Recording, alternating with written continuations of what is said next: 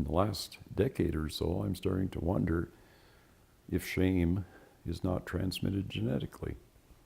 I don't really believe that. However, when I talk to BHC descendants, they are extremely passive, extremely submissive, and extremely grateful for small favors. A lot of the descendants I talk to get all excited because British home children got a mention somewhere. I'm going, oh, that's good. Is it in the school books? No. Not even one paragraph. Elementary, high school, university, public, never a mention. But somebody mentioned us over here. Yippee! Maybe in the next 100 years, we might get a degree of acknowledgement and recognition. But I wouldn't hold my breath. Somehow I think my dad was an exception.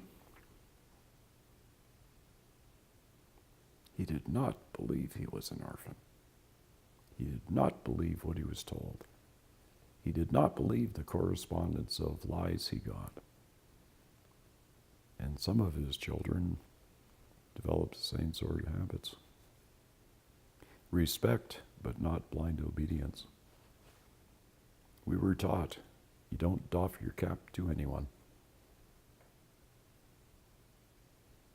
Your worth and value depends on what you assign to yourself. Other people have their opinions, but they do not dictate, they do not control, and they do not decide how you are going to be or how you are going to lead your life. That's up to you. But if you have successive generations of brainwashed people, there's not a word to describe it. It's not genocidal, it's not cultural destruction, it's a completely unique process that no other nation in the world has accomplished.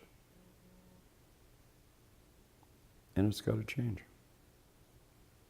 The scheme has to be exposed for what it was, a deliberate attempt to isolate children from their families, brainwash them into some insane Victorian concept of Canada and Australia need a subservient caste, class of people.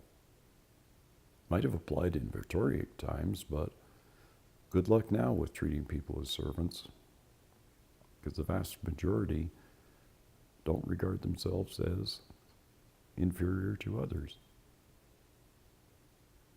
Beliefs are powerful things. If you believe a group of people is subhuman, 6+ million equals. If you believe one group of people are infidels, and they believe you are an infidel, oh gee, we have a holy war, based on a simple belief. So terrible things were done to generations of children who wound up being convinced they were something less than what they were. And it was deliberate. And someone needs to be held accountable for that.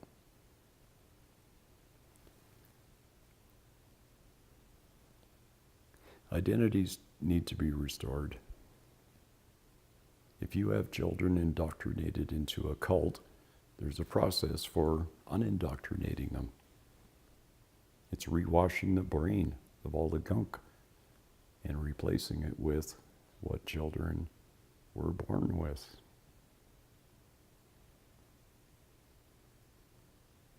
It's never been acknowledged, and I hope it gets acknowledged now. That was a dark part of the scheme. And it wasn't accidental, it was deliberate. The proof is, all people want to know is who they are. They ensured people would never know. As per my dad and my aunts and my uncles, people in care in England who survived were brainwashed as well. I finally got to meet my aunt in England. Nice woman, very intelligent, beautiful family. She lived with her secret shame that she was in care. She never told her daughters until I wrote my book and got to meet her. But I sat down with an 85-year-old woman in England. I had to tell her, you had a brother you never knew about. He was older than you. And she could only blink and say, what? And I told her the story, and she said, well, yeah, I heard about that. That was pretty awful.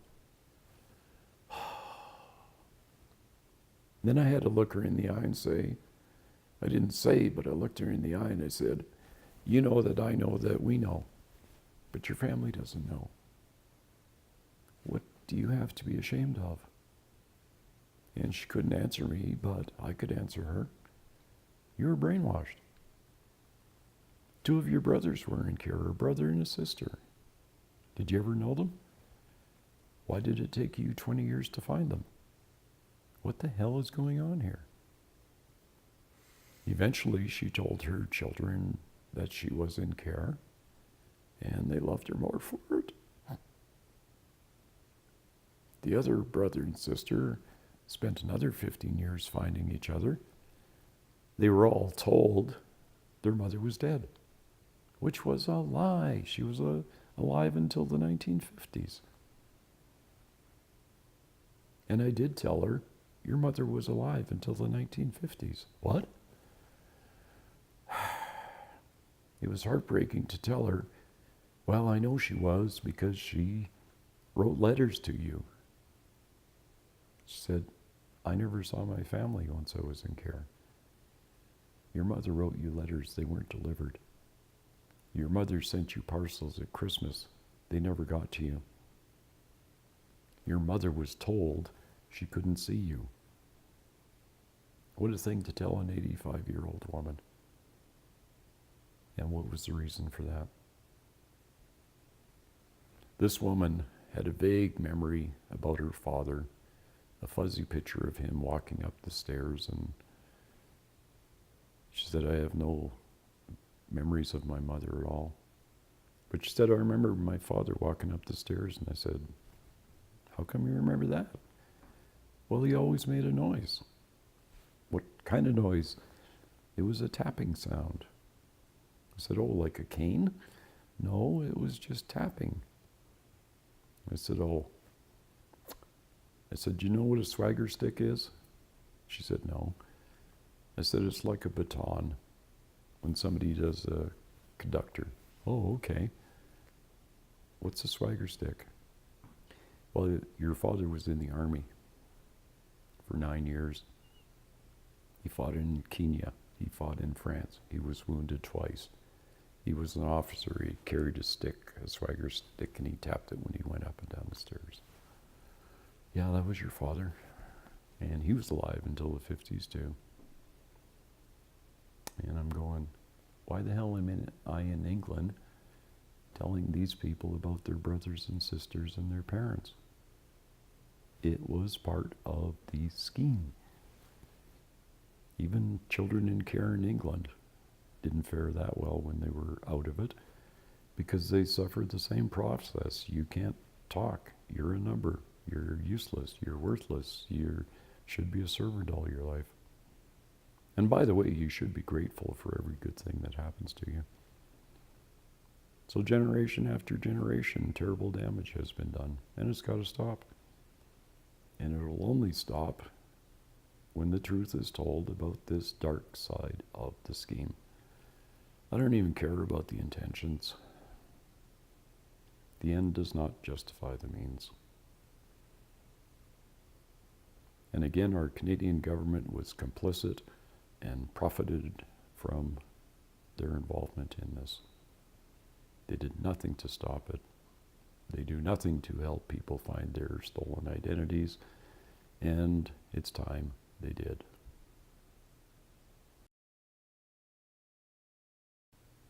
In revising my book for 2017, I added a new chapter, and it's called Too Bad, So Sad, Now What?